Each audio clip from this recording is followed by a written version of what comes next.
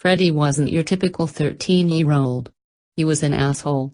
If he wasn't in his bedroom screaming at video games, he was scaring his 7-year-old sister. Every traumatizing prank he pulled on little Amy would be worse than the last. Once he had even told her that their mother had been murdered and covered the kitchen floor with ketchup for maximum effect. He was the reason she was so unstable.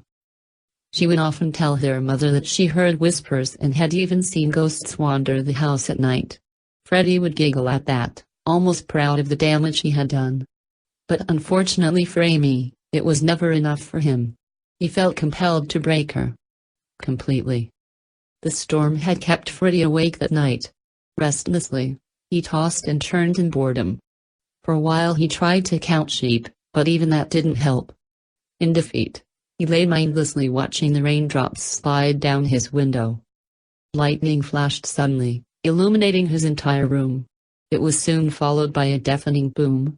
Freddy smiled. He knew what was then to come. Freddy heard his sister crying through the wall, closely followed by a faint pitter-patter as she ran to their mother's bedroom. This was it. His moment of fun? He crept down the hallway and into Amy's bedroom. He prowled around her room like a serial killer, studying every inch of it. Countless ideas rushed through his mind.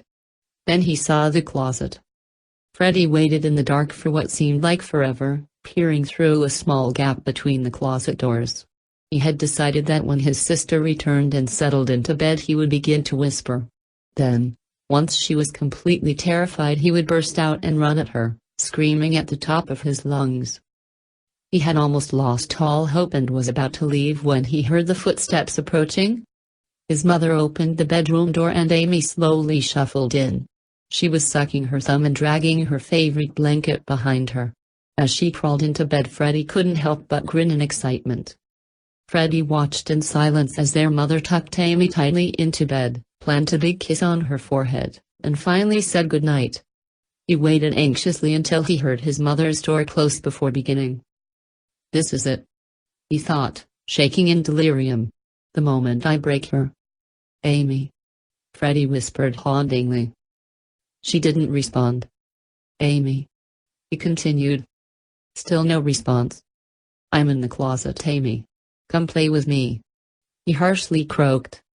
Not tonight, Lucy. Amy calmly replied. Freddy frowned in confusion. She must be sleep-talking. Wake up, Amy. It's not. A hand reached out from behind him. It pulled Freddy back into the darkness and clutched over his mouth with a cold, tight grip. She said not tonight.